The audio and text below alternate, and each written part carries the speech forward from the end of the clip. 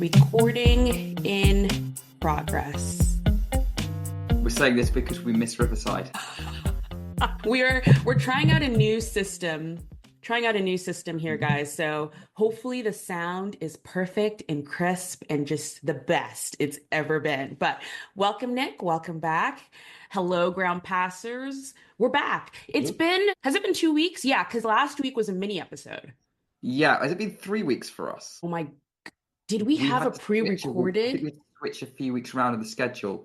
Yeah, I can't Because we, remember now. But yeah, it has been a while. I'm thinking about it now because I think the week after the Australian Open was our Blair Henley yes. episode, which we recorded in November.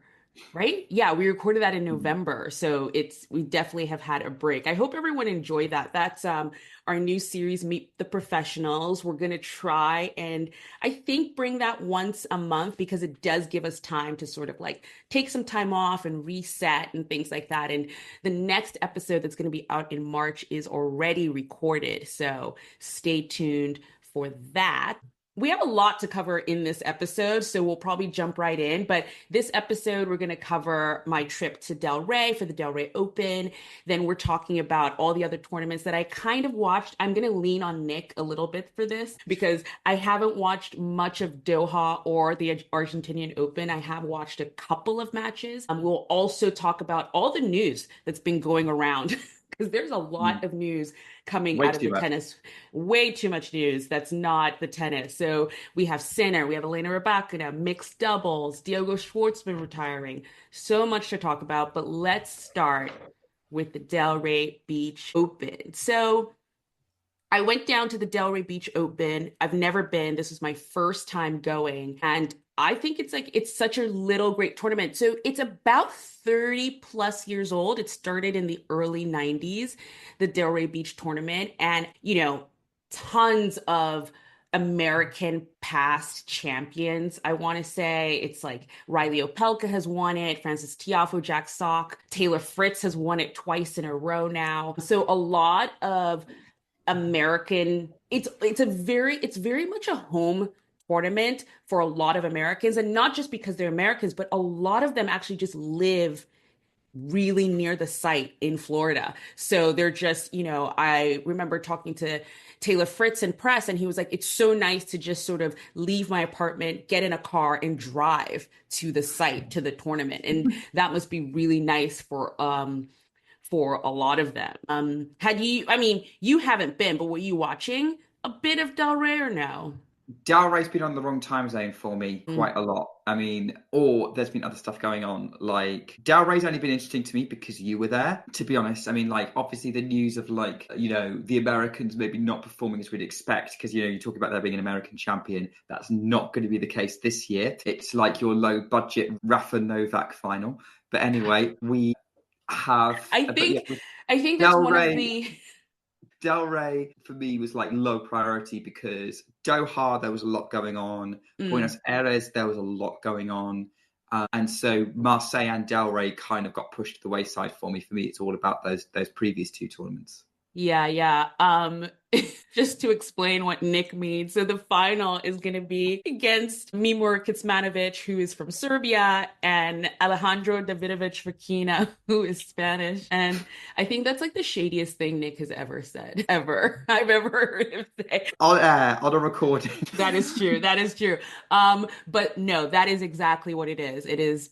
It's light. It's Rafa Novak light. The funny thing though, that I didn't realize until I was there at the tournament is Mimo Kecmanovic lives in Florida Oh, because I know who knew because he was having his on-court interview and the on-court interviewee or interviewer, sorry, said, what does it feel like to play your home tournament? And I went, his home tournament. He's from Serbia. But he went on and he was like, oh, I'm so excited. I live in the area. And I was like, oh my goodness. So there's still going to be a hometown hero in the finals, if you want to say that, even though he's actually from Serbia, but he lives in the Florida area and has for a while. He was a finalist at the tournament. I pulled this up. He was a finalist of the tournament in 2023. So it's Okay. he played against Fritz and Fritz won that one. So it is kind of his home tournament. For me, we always talk about this, like the story is not, it's not always about who's winning. And at the Delray Beach Open, for me, the two stories that came out of the tournament were the doubles and then also comebacks. And to just expand on that for a bit, Evan King and Chris Harrison are a doubles team that I actually talked to. Well, I talked to Evan King at the Challenger that I went to in November. He was partnering with someone else there, but they won the Dallas 500. It's the biggest title they've ever won. And then they came into Delray and now they're in the finals in Delray. And I just think talking to them throughout this tournament really kind of gave me a bigger insight into the issues. I guess issues would be the wrong word, but like the sort of hurdles, that's a good word, hurdles that doubles players have to go through. Because talking to Evan and Chris, they couldn't participate together in all the tournaments because their combined rankings was not enough to get them into, bigger tournaments and things like that. And if you don't know, for doubles players, it's an average of their ranking that decides if they can enter either a tournament directly into the main draw or into the qualifying. And they just haven't had that. Evan King's ranking is higher, and Chris just started playing regularly again last year. So they've been kind of like trying their best. When they go to Grand Slams, they partner with other people so that they can how do you call it? Participate in the Grand Slams. But yeah, so I think their story has been great. Just following them, they're doing so well. Now they're in the finals of Delray, and I feel like this is the momentum and the little breakthrough they needed to be able to stay together, play together more, and become a successful team. They're really good. They're really, really good. I have to keep an eye out for them because it's the first I've heard of them. Yeah. I mean, again, it's like a new team. And I'd seen Evan King, I think he played Wimbledon with Chris Eubanks, I think, in doubles. Like he'll, play with different American players in during the Grand Slams, but it's nice to see them being able to play together because I think if they can practice together, play together more, get to know each other's style more, they could be really a dangerous team. And they're on a roll right now if they're in the finals of Delray. And then the other story I think coming out of Delray was comebacks. A lot of players coming back. Like even the final is between two players who last season didn't do so great, but are on the up and up now. Mimo Kuzmanovic and Davidovich Fekina. Who else came? Brandon Nakashima did well at this tournament. Also, Michael Moe, who's been off the tour for 9 months, I think he said, due to injury. So this was a tournament of a lot of players coming back and like at least getting back-to-back wins. Yeah. And I think it's great to see, obviously, Nakashima's not been out for that long. Michael Moe was like, when I saw he was playing and you talked to him, was like, oh, yeah, remember him? I remember him making a splash. I think it was the Australian Open a year or two ago. Mm-hmm. And I was like, oh, I wonder what happened to him. So it's great to sort of see him kind of getting his feet back on tour, as it were. And I think that those kind of stories do help make sort of it interesting, not just to follow, but actually if you're going as well. Yeah. Which there's going to be a lot of opportunities to go to more tournaments. Yeah, there's a lot of tournaments coming up. We're in the middle of one of the busiest. I mean, the time just before the US Open, I think is busy as well. But I was looking at the calendar and I was like, there are a lot of tournaments in the spring in the US. And I've started calling this the US Spring Swing, which is a bit of a tongue twister when you're trying to say I it more think than it once. fits though, because I don't understand why no one's actually tried to coin it yet, like Yeah. the US spring swing, because it fits. It's what it is. Like, yeah, we have, I think everyone talks about the North American hardcourt swing in the summer, like it's the only one that happens. And then like Yeah. you and I who follow tennis in depth is like, but no, there's like a spring swing as A well, spring. which I think partly because there's a Middle East swing and a golden swing happening at the same time, it gets overshadowed a little bit. Yeah. But arguably, if you're an American, particularly American fan and also American players, because American players tend to prefer to play go back to the US and play in kind of February, March ahead of Indian Wells and Miami and Sunshine Double. Like, it's actually a pretty important sort of warm-up section for the Americans particularly.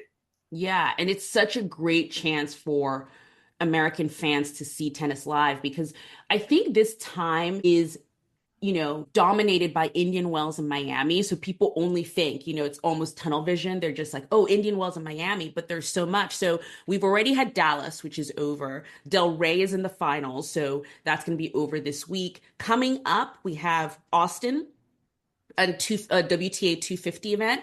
Then we have Indian Wells in Miami, which are the mixed 1,000 level events. Then we have Charleston, which is a WTA 500 event on clay, on American clay, I would say. It's green clay. And then back in Texas again. Texas is such a big, you know, location for tennis, but the Houston 250 is happening, which is an ATP event on clay as well. So there is a lot of opportunity for American fans to see some live tennis.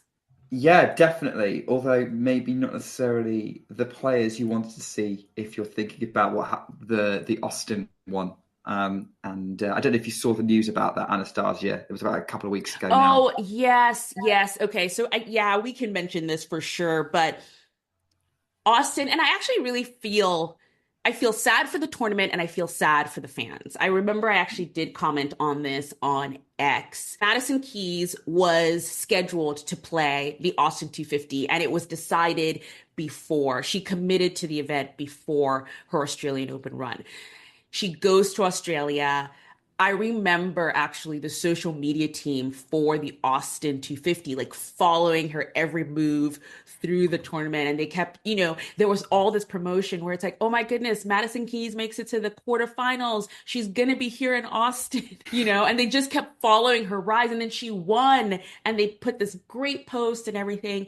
And then a few days later, they had to post that she had to withdraw because there is a current rule on the WTA that for 250 events, only one top 10 player can be in the draw.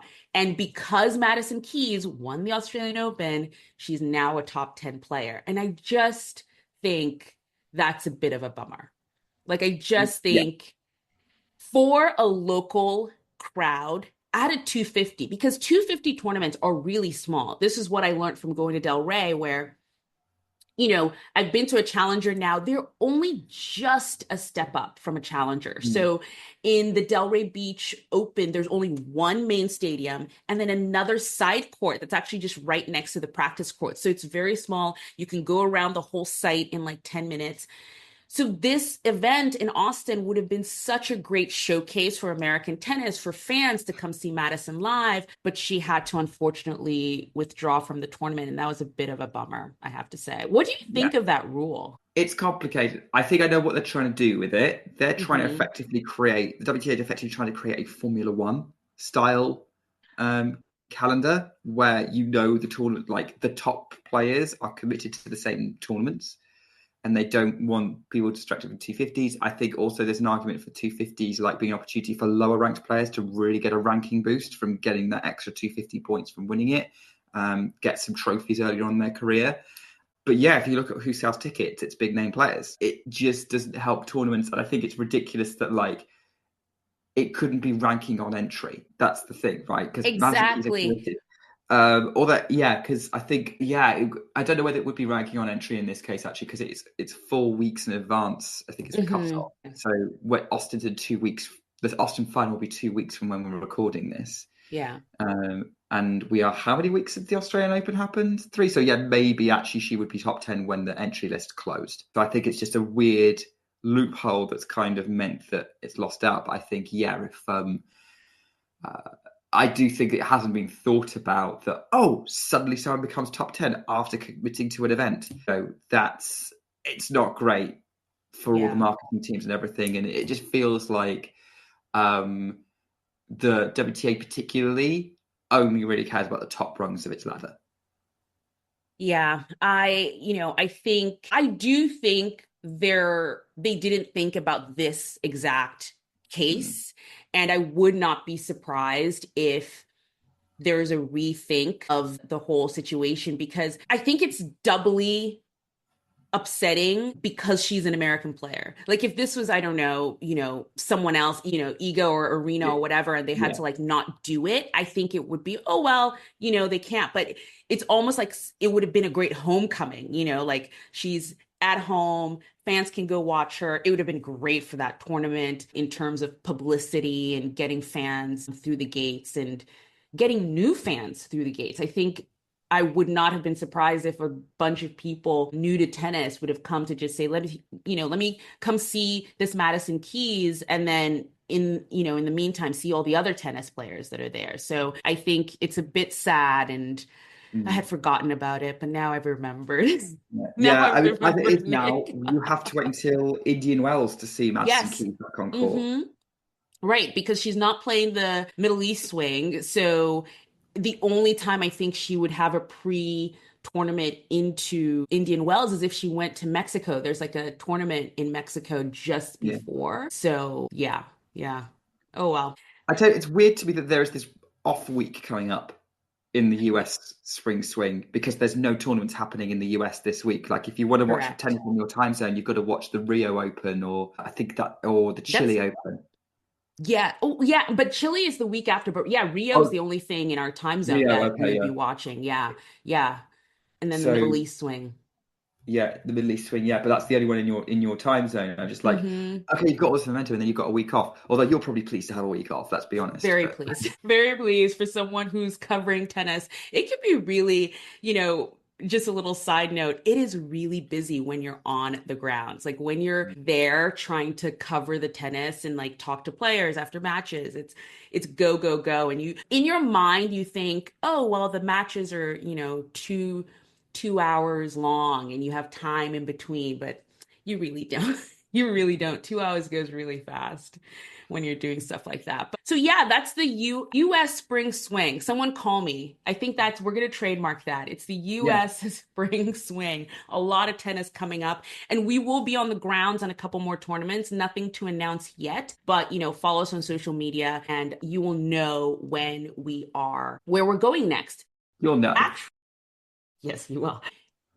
A little bit on that before we move over to the other tennis that's been happening. We have a Substack now. We have joined everyone who has a Substack, and we didn't want to be left out. So we have a Substack. I've been thinking about this actually for a while, but I didn't just want to make another thing for no reason in a way. And it's it actually just came at the right time where I'd been thinking of where to put all the ground pass on site stuff. Because if you remember from last year, every time I was on site at a tournament, I just released those mini videos or mini podcast episodes to our regular feed. And I mean, it was fine, it worked, but sometimes it just felt a little cluttered and it didn't feel like it had a real home. So now we have a Substack, and our Substack is only going to be active when I am at a tournament. I think it's a great dumping ground for the mini videos I make, mini reviews, and things like that. And, writing up like a mini little write up for each and every day. So if you haven't seen our Substack yet, there'll be a link below to be able to subscribe, and then it just gets emailed to you every morning that I'm at a tournament. You can have it with your coffee and you can catch up with my activities on the grounds. And it also ties into our website too. So it's like whatever gets published on our Substack will also be on our website as well, which if you haven't been to recently has gotten a new redesign. Anastasia's been busy. Anastasia's been been busy. Anastasia needs to find a job. Anastasia's been really busy with all things ground pass. But Yeah. yeah, so that is the US spring swing. There has been a lot of tournaments also happening. I was on the ground in Delray, so I didn't really pay attention. I think for Nick and I, we apologize to Marseille, but we just did not watch Yeah, anything. I think I've had some Marseille on in the background, but not really paid much attention to it. Like there was a rain delay for the Doha final, so I watched a little bit of Bergs versus Humbert, but like even then I wasn't paying attention because I had people coming over in like an hour. Right. So frantic cleaning was ensuing. But yeah, I think the Marseille final is happening now, I think. About to get underway if I just check my live score app. Yeah, it's starting in 20 minutes as we record. Okay. So, Hamad Medjedovic, who is a very sort of promising Serbian talent, he won the Next Gen finals in 2023. Got to get the right year there. Playing Ugo Humbert, who is the defending champion at the event. Medvedev beat Daniel Medvedev, who is not having the best start to the season. No, not. These young players, he just can't beat them. The new Daniel Medvedev are the next generation and not getting on. They really aren't. And it's that. So I saw the scores of that, and that is actually a match I want to go back and watch the replay of Medvedev and Medvedevic. Yeah, just to see it. And because Daniil Medvedev is not having a great time. And I can't figure out why, in a way, because I think a lot of people have talked about maybe there's a shoulder injury or something, but I also just don't, in the latest matches I've watched anyway, he just doesn't seem happy, pleased to be there. And maybe he's tired. I don't know. But it is a funny case right now of Daniil Medvedev. Okay, so that was Marseille. We didn't really watch that. Doha. I came home. So when did I get back? I got back Thursday night, the worst travel day ever. I sat on the tarmac at Delray Airport, the Fort Lauderdale Airport, actually, for 2 hours in the plane because we were waiting for weather. But anyway, finally got home. So Friday, I wake up Friday to watch Iga Swiatek versus Elena Ostapenko, because that's just a matchup that is a must watch. If they're ever playing together, you turn on the TV ASAP. And I was not disappointed. Elena Ostapenko gets up in the morning hoping to play Iga Swiatek. I think she really does. Like, I think she's like, am I playing Iga Swiatek today? I hope so. Because she has her number. And Iga then just doesn't have Yelena's number. It is one of the most fascinating head-to-heads in a while. I remember we had the head-to-head with Daniil Medvedev and Jannik Sinner, which Jannik Sinner was able to turn around, and now he leads the head-to-head. Do you think Iga will turn this head-to-head around and finally figure out Ostapenko? Yes. Okay. Easily. So the thing is, so the head-to-head is now 5-0 Ostapenko. And actually, everyone was expecting Iga to get this one because it's in an event that Iga quite likes. She'd won three times on the bounce. She was going for a fourth in a row. So, but the thing is, every single time Ostapenko's beaten her, it's been very different circumstances. So it's not even a distinctive pattern in each match. Like, I think about this one this week, Elena Ostapenko just turned it on, and which she has been all week because she swept past on Jabeur and Jasmine Paolini, and she was on fire, having only won 2 matches since Wimbledon up to this week in singles. Doubles tearing it up, and then she kind of turns it on and gets the job done in Doha. Almost anyway, and Iga just didn't have an answer for her. But frankly, watching Elena, I don't think anyone would have had an answer for her that match. She was playing really, really well this tournament. I just feel there is something. But with the Ostapenko-Swiatek matchup, if I think about when they've I haven't seen their early clashes, but that was very early in Iga's career. Mm-hmm. They were on grass, which suits Elena's game way more than Iga's. Their third meeting in would be Dubai 2022, which kick-started Iga's first big winning streak, her biggest winning streak. That was a super tight 3-setter that went to the wire and Iga could have won. Their match at the US Open in 2023, Iga was up and then Elena came back, and Iga didn't know what to do with the fact that Elena came back in that match. And there was a bit of a mental thing going on there. But Elena wasn't playing anywhere near as well as she did today. Mm-hmm. I don't think. And so I think each match win's been very different circumstances. Why there will come a circumstance where Iga comes out and Elena is not on it, and Iga's more on it and more prepared, and she's going to get that win. I saw a tweet from a guy called Bastien Fashion, which, if you know him, he actually does a lot of social media work for the ATP and WTA now. and he put a thing out saying that obviously you've got the Medvedev-Sinner head-to-head, which Sinner has turned around. Federer was down on Nalbandian for a lot of his career and turned it around. And I think the other thing that happens in Iga's favour is that she is 4 years younger than Ostapenko. And so Ostapenko is going to fade sooner, you would expect. And so, like, I would imagine that Iga still in her 20s will beat a 30-something-year-old Ostapenko at some point. So Right. that's kind of where I'm expecting it to turn around. I think that I don't think it's unreasonable to think that there is a match that's going to happen where Iga is more up for a fight and Elena is just not ready. Right, right. I don't know.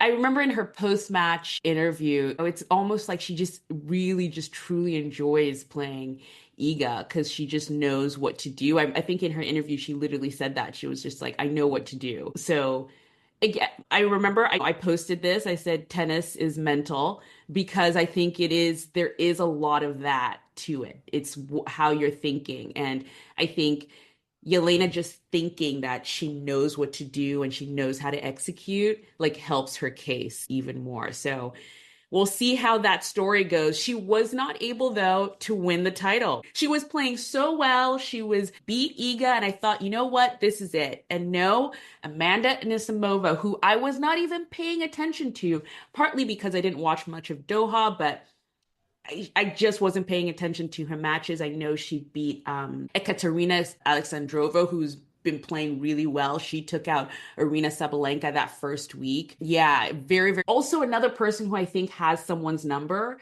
because hasn't she just won a lot of matches against Arina as well? Possibly. I mean, Arina's got a few people she's got a weird head-to-head with because she's also got a Yeah. weird head-to-head with Diana Yastremska and Donna Vekic.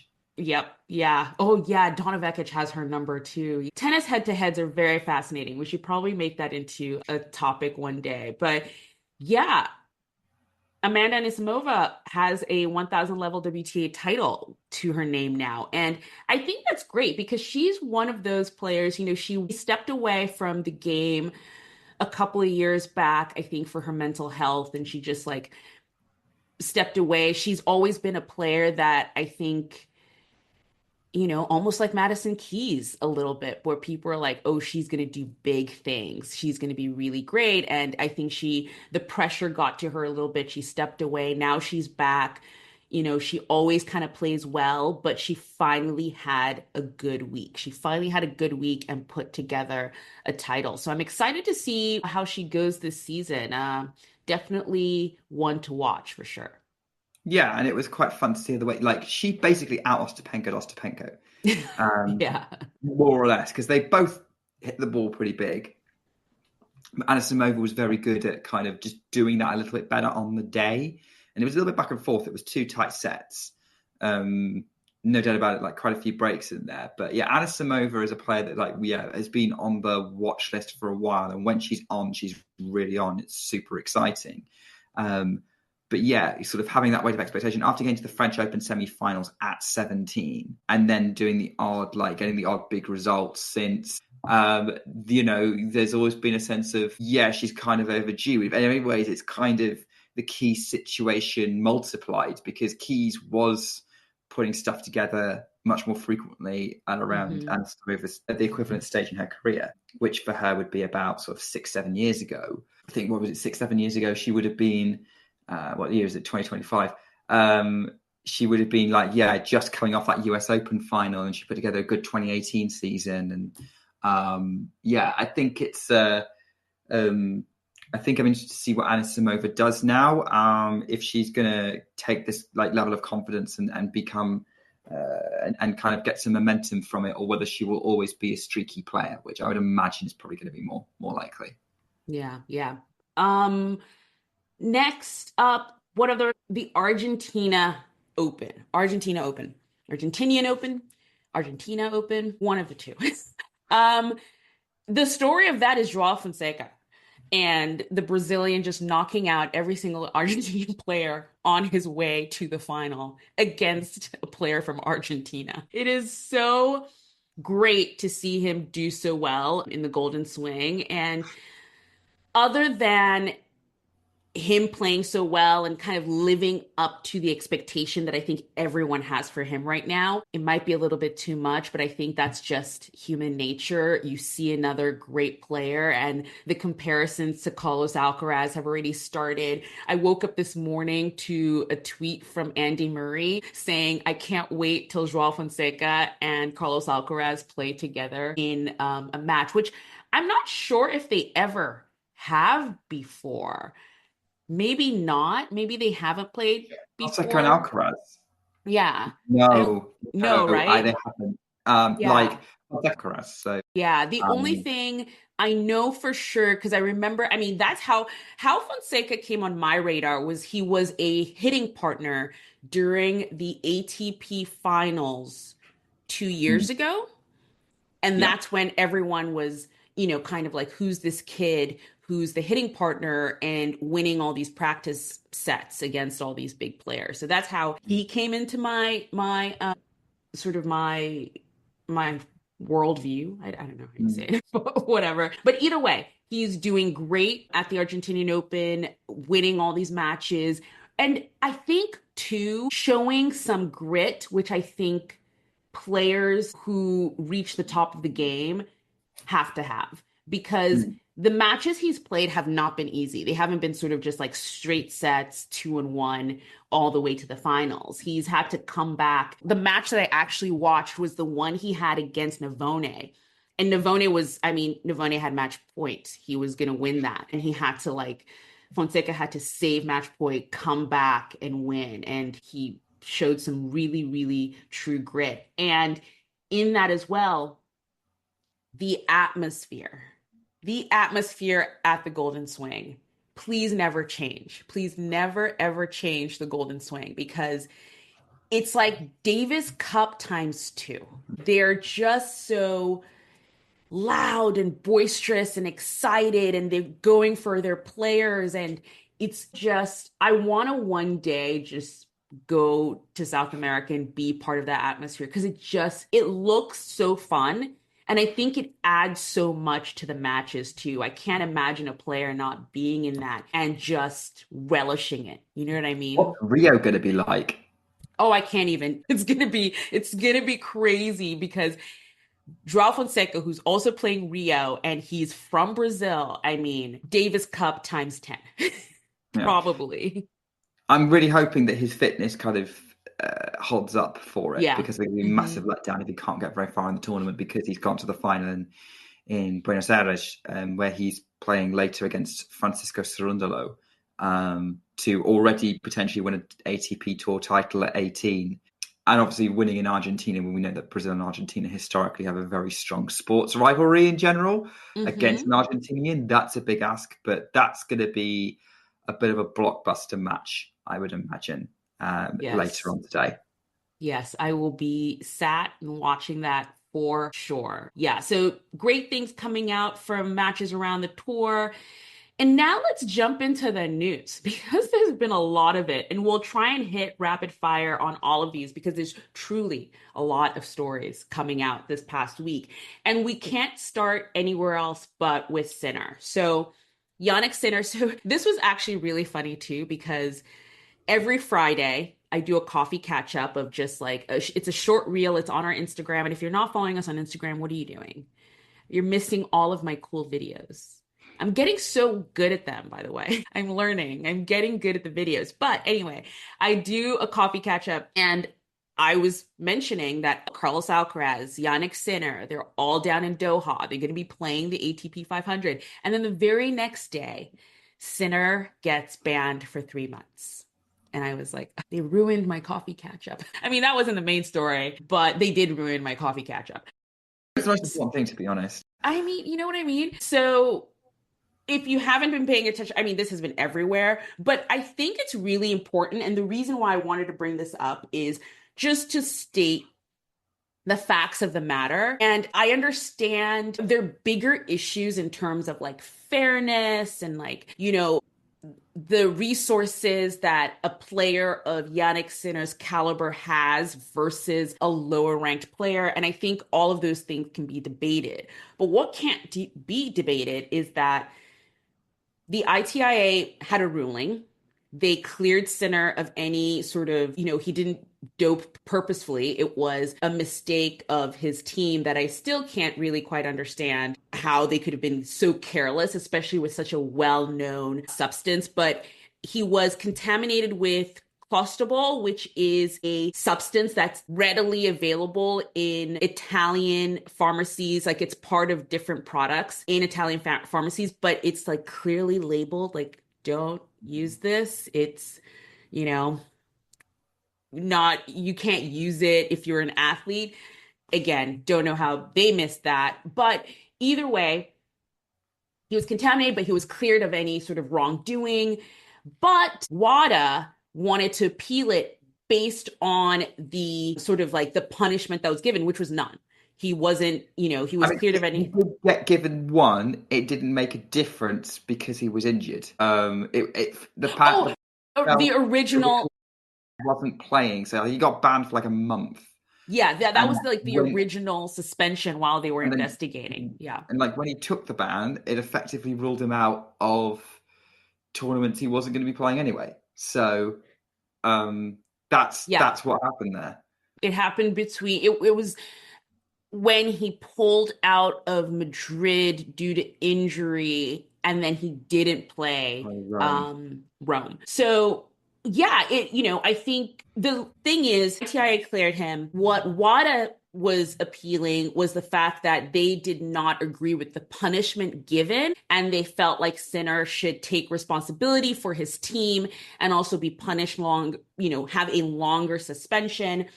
People were throwing out 1 or 2 years, which I thought, my good, like I was like, that's a lot.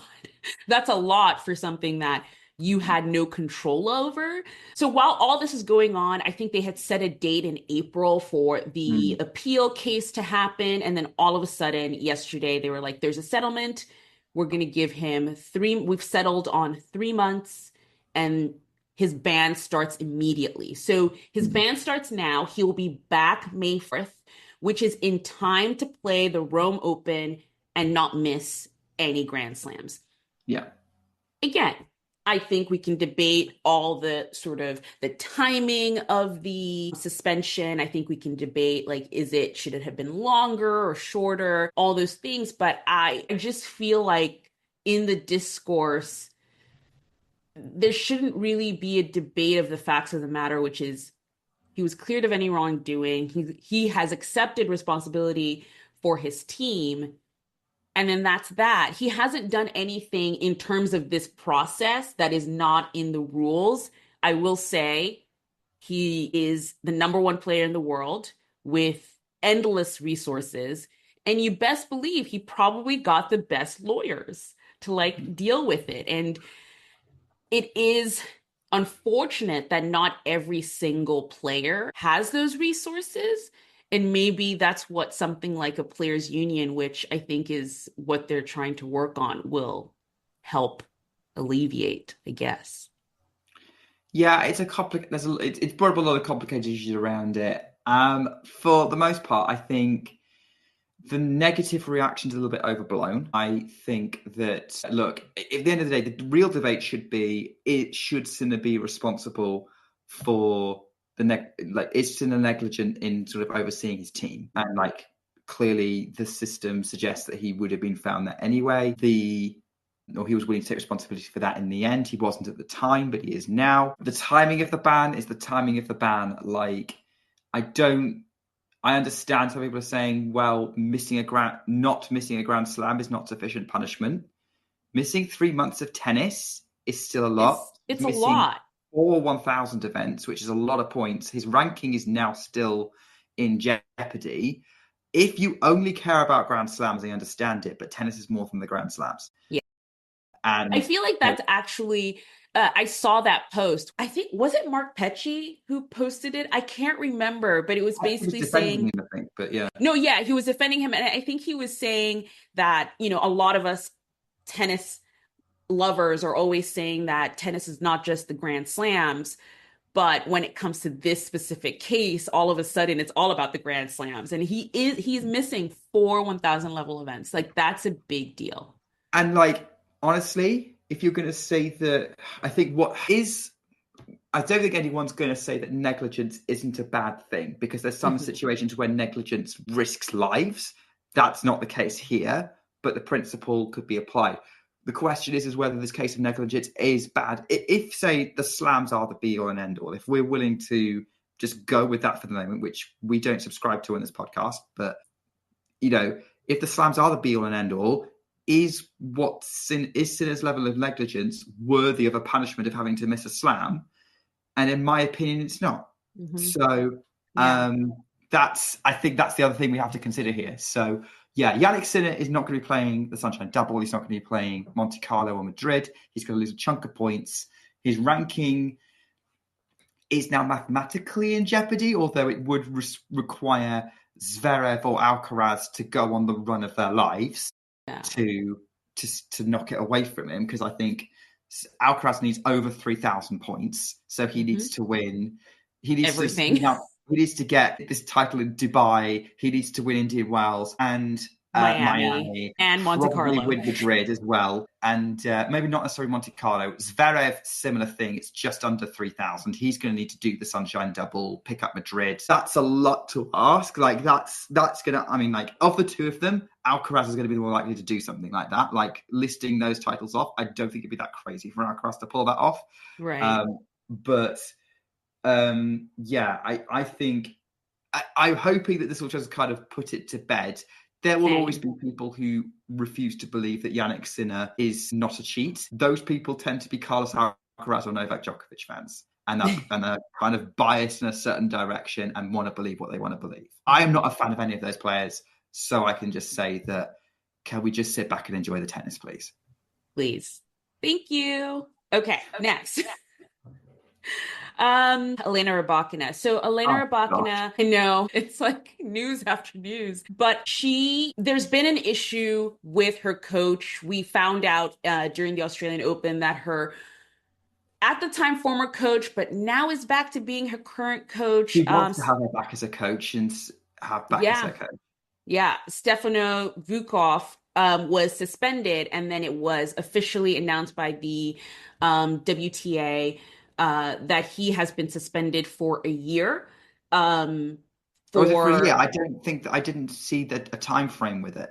So I've seen a time frame, and then I've seen reports with a time frame and reports without a time frame. So it's actually quite confusing. But the article, which I will link below because I think they have everything in one place, the Athletic article about this, I will put it in the show notes of this episode, but I would say go read it.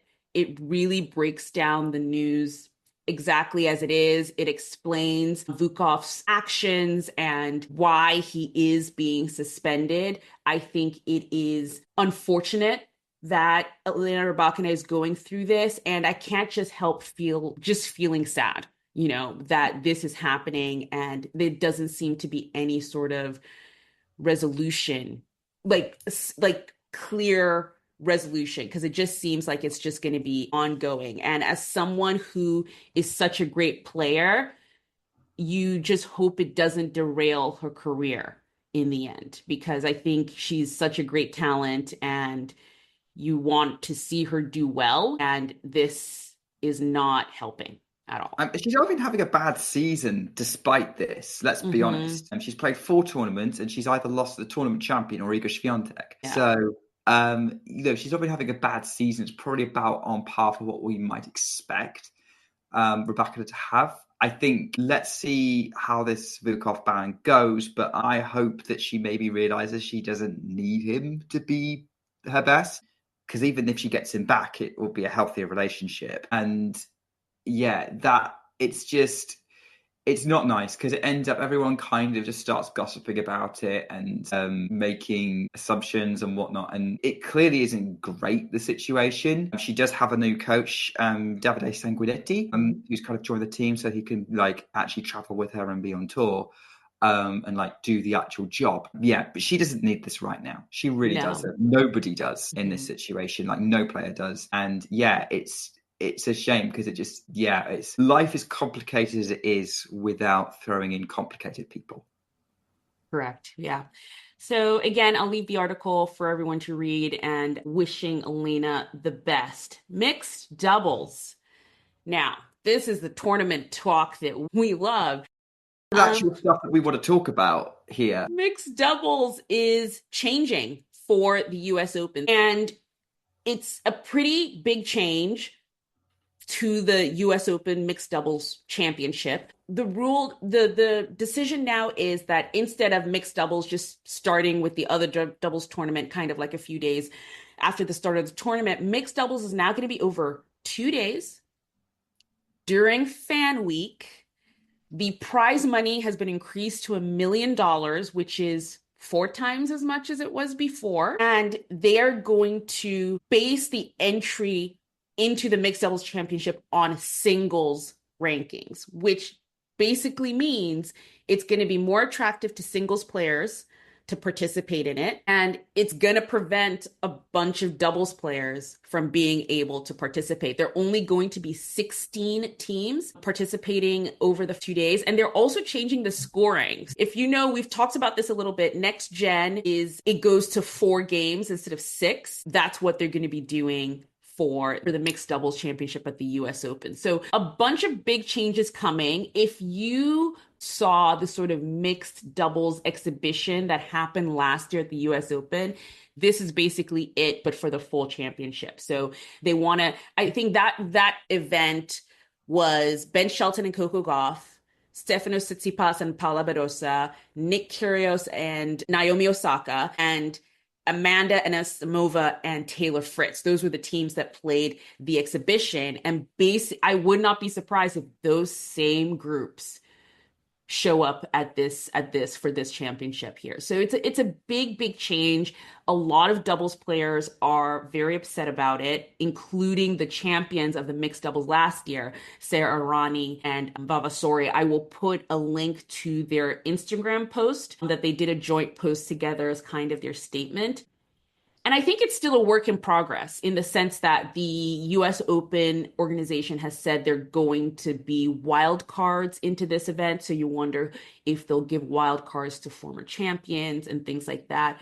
And their sort of, defense of this change is that they need to attract more fans to watch the mixed doubles, that it wasn't attracting the fans or the airtime in the former iteration of it. And this is their attempt to revamp it and get more fans. And for me, as someone who does love doubles and I love watching doubles, I have to agree. The Mixed Madness thing they did last year, there were so many fans at Arthur Ashe watching that, so many people excited to see those group of players.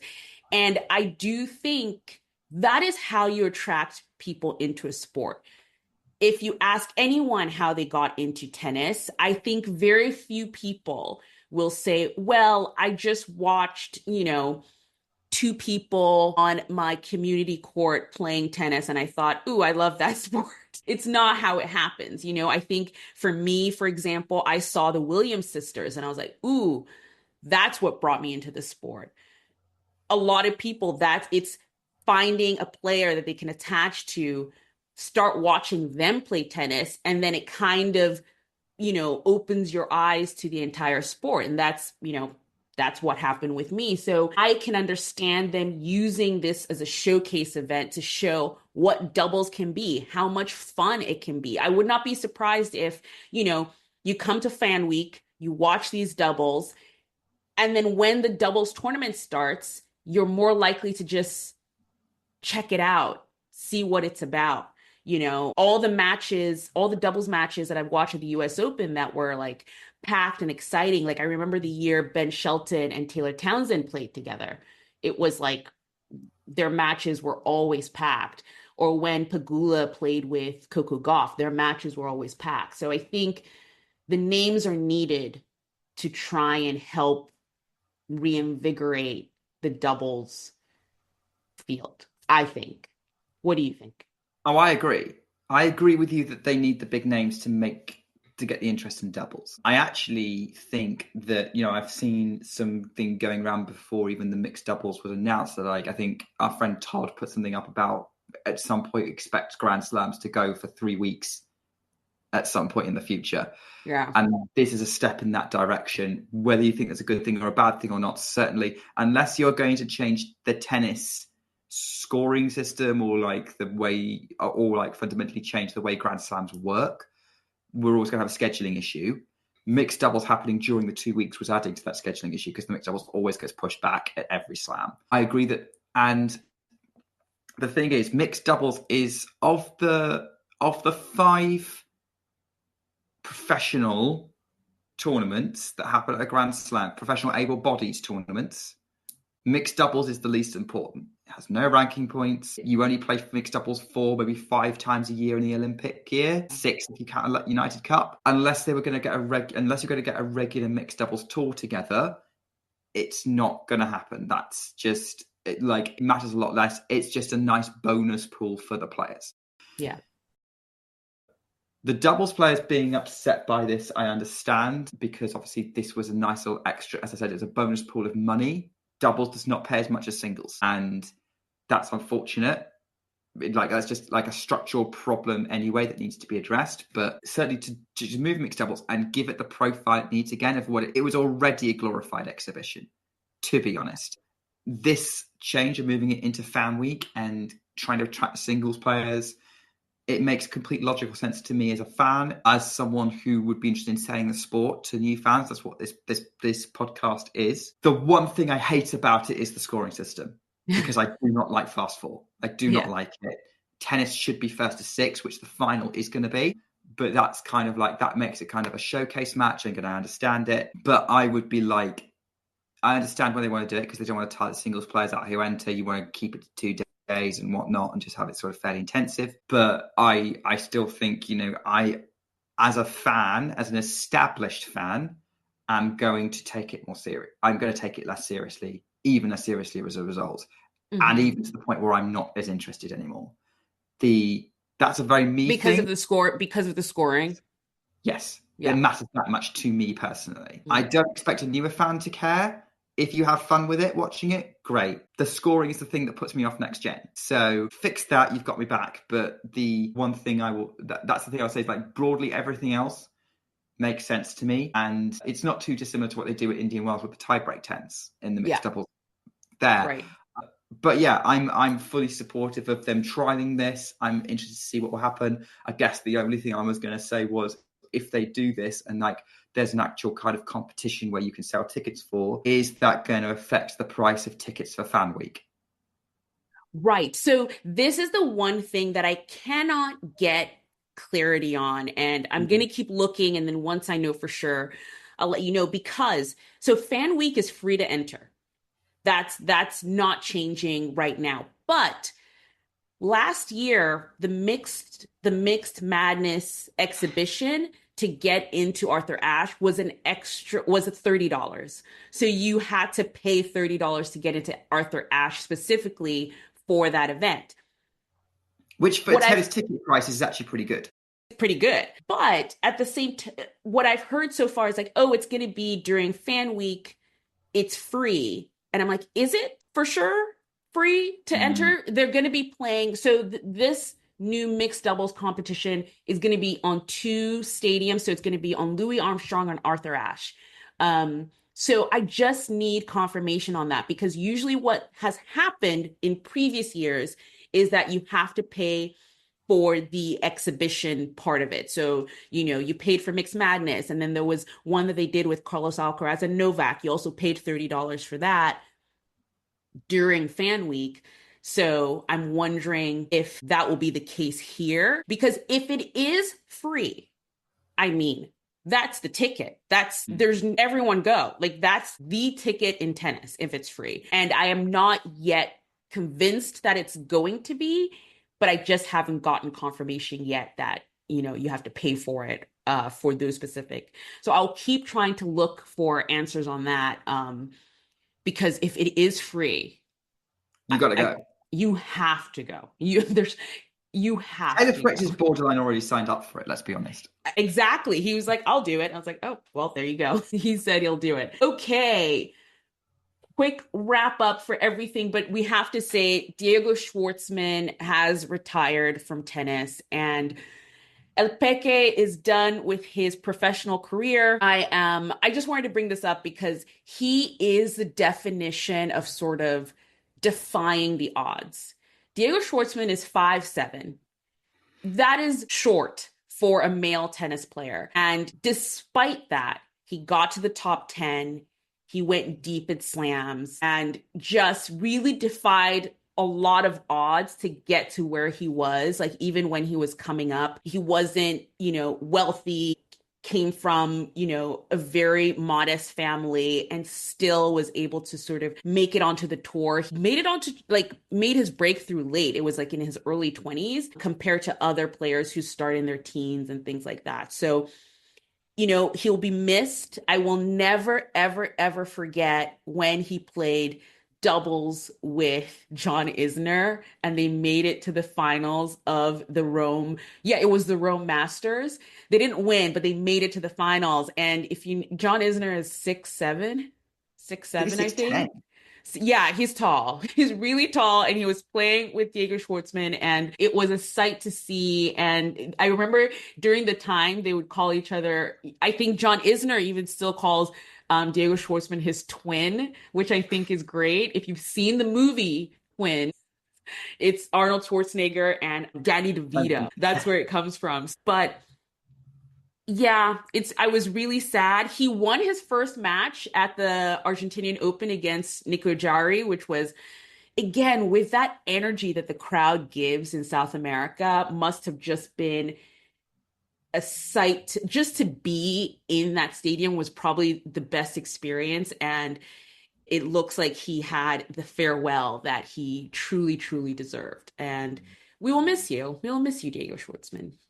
A lot of people miss you, Diego Schwartzman. You gave us a lot of entertainment in your last couple of matches, as, he always has over his career. His sort of peak around 2020 when he beat Rafa in Rome and he got to the French Open semis beating Dominic Thiem. I think that will be forever his peak of just kind of gritting out those wins, which is what he was always so good at doing. Yeah. Okay, so what's coming up on Ground Pass? I'm going to have a video review of the Delray tournament and also an interview with Ethan Quinn and his coach. That will be on our YouTube channel, so please subscribe to that to get those videos. And again, subscribe to us on social media to find out where I am off to next on the U.S. Spring Swing, trademarked. Nick, what is coming up next week in terms of tournaments?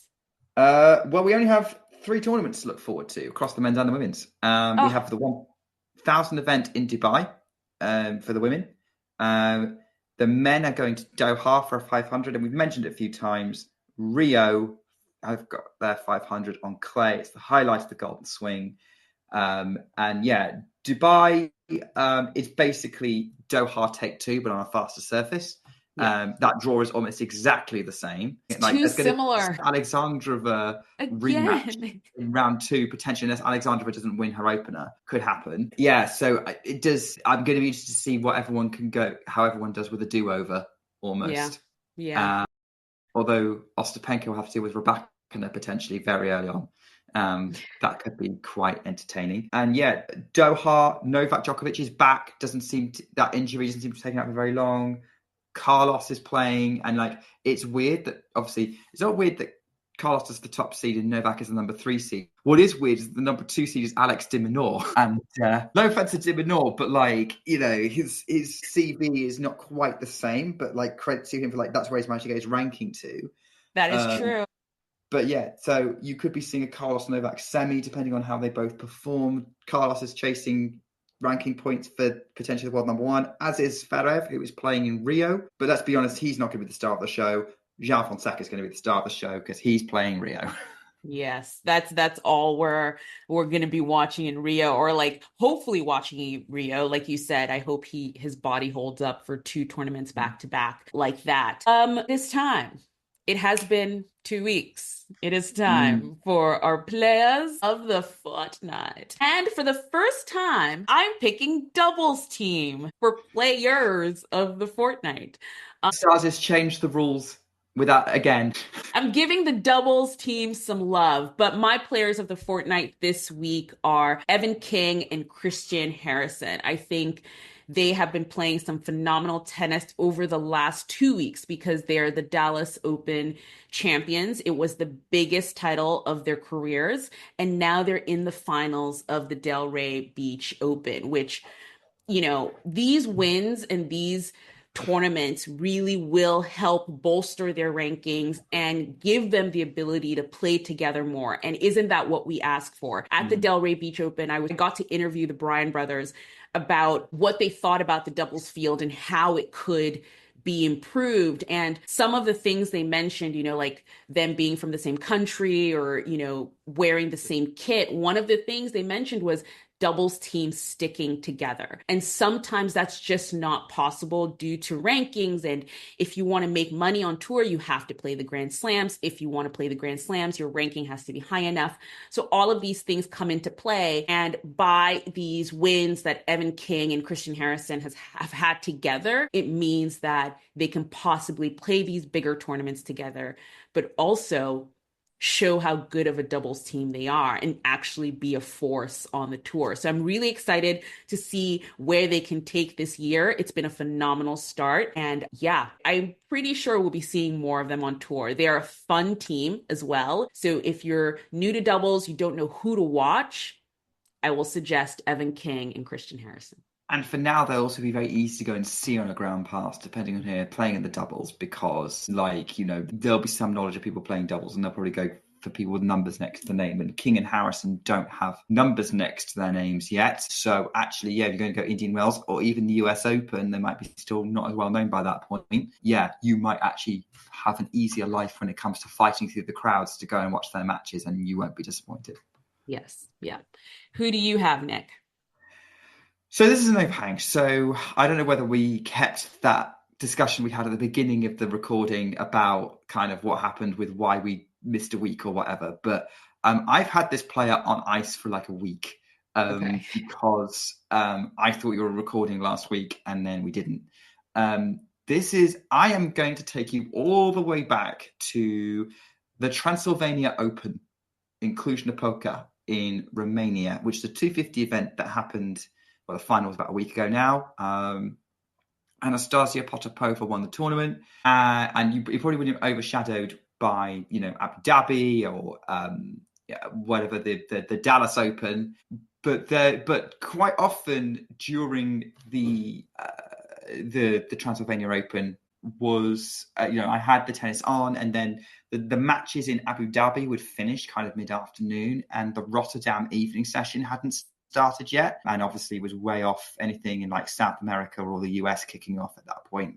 So quite often the only tennis to watch was in Cluj, and for whatever reason during the schedule, the same person kept coming up. This is a 19-year-old German called Ella Seidel, and she is obviously fairly new to tour. And what I noticed and what impressed me about watching her, she got to the quarterfinals. She lost to Potapova, as I said, but she actually beat Jacqueline Christian in round one. I can't remember if she beat in round two, but it was another sort of well-storied WTA player. And I watched those matches and she looked so composed. Like, I don't think she's had much experience at tour level. And she looked like she was happy being there. She belonged there. There wasn't any obvious signs of nerves. Everything was working for her, especially on the backhand. I don't know whether she's going to set the world on fire. I'm not going to predict her to win Grand Slams. I'm not going to Andy Murray, Caroline Garcia or anything like that. But what I am going to say is I was impressed by her mentality and her fighting spirit. And I think as she develops, she could be someone who maybe causes some headaches for some people. Certainly pretty strong ball striker. So yeah, if you want to kind of catch someone early on and follow their career, go and watch Ella Seidel on a ground pass if you get the opportunity, because I reckon you'll be seeing her Grand Slams this year. So, or even your local Masters 1000. So, yeah, I'm picking her as I saw her, I was impressed by what I saw. I'm interested in seeing how she develops, and I think I'm always keen on everyone kind of going and seeing a young player early on, because then you can go and say you got them early.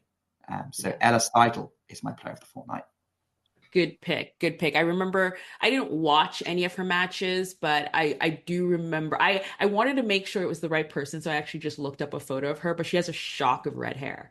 Yes. And I remember just clicking through the matches and saw her and I was like, ooh, that's one to watch. And there you go. There is your player of the fortnight from Nick. Guys, this has been another episode of Ground Pass. Thank you for joining us. Links will be below to all the things that we talked about in the show notes of this episode. And we will see you next week with a mini pod and then in another week with a full podcast. So stay tuned and we'll see you soon. Bye. Bye.